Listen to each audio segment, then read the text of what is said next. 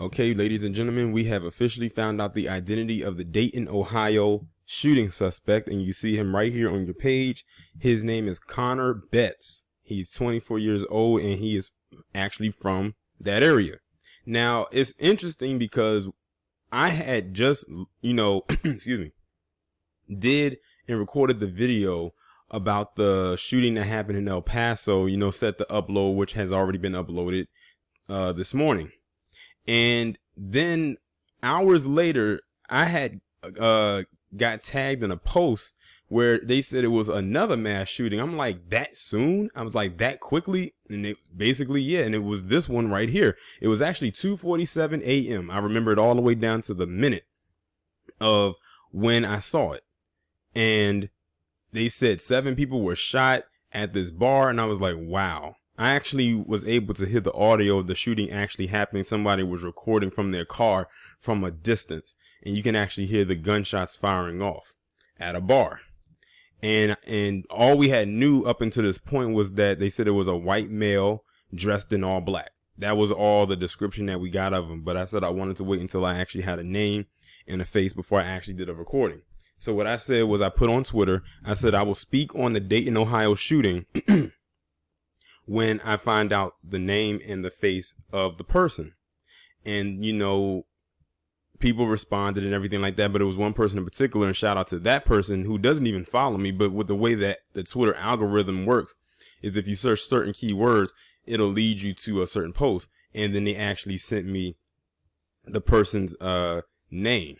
Now, the picture that they gave to me wasn't the actual picture of the person, but this is the actual person right here. There was the same name, but just a different person of that name.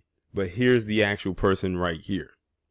Connor Betts is the one responsible for that shooting. Of course, he also ended up being killed by gunfire by the police. But let me go ahead and read this heavy.com 5 facts you need to know. Connor Betts was named by CBS News as the active shooter wearing body armor and a mask who took the lives of at least 9 people, wounding many more in a popular bar and restaurant district in Dayton, Ohio.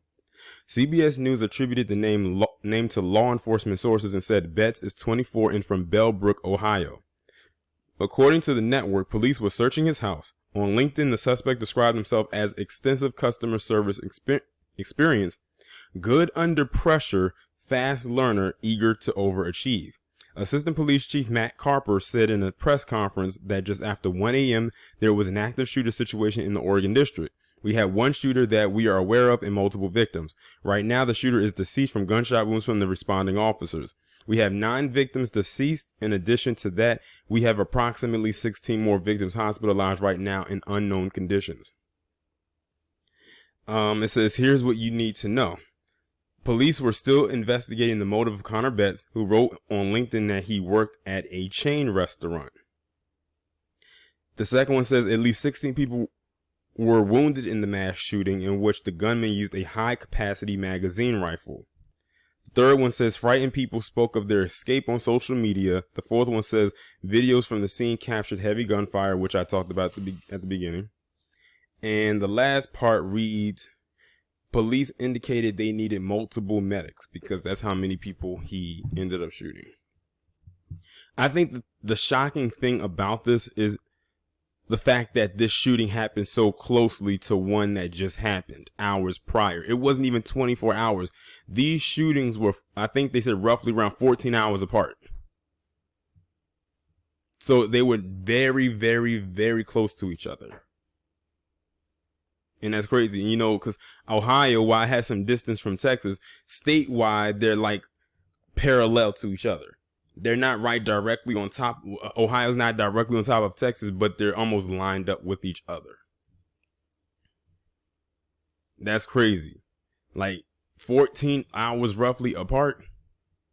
I think that was the thing I think that's the only thing that shocked me out of the whole thing was how closely they were. Not the fact that what the identity of the shooter was or that a mass shooting actually happened, but it's the closeness in time that was shocking. Because, we've had mass shootings where you have one be maybe 2 days apart, maybe 3 days apart. But to have them happen within the same day, that was almost unheard of. And I think that's the part that has really gotten everybody, not so much the fact of the actual shooting occurring or who the suspect actually is.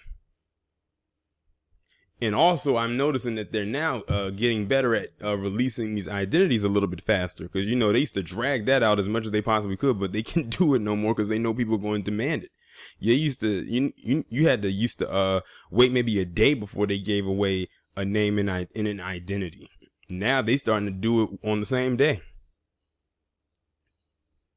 But like I said with the other one, this again does not surprise me. Those crime stats for murder are about to just go through the roof when it comes to palm colored with these mass shootings. And there was actually another article in which I'm gonna do a separate video on that I came across, where they were talking about what's the significance with these two mass shootings right here as far as mass shootings as a whole. I didn't get a really chance to look at it. I had to make sure to send it to myself in my email so I didn't lose it, because they'll probably remove it, but I want to make sure I hurry up and get that recorded before they take it down.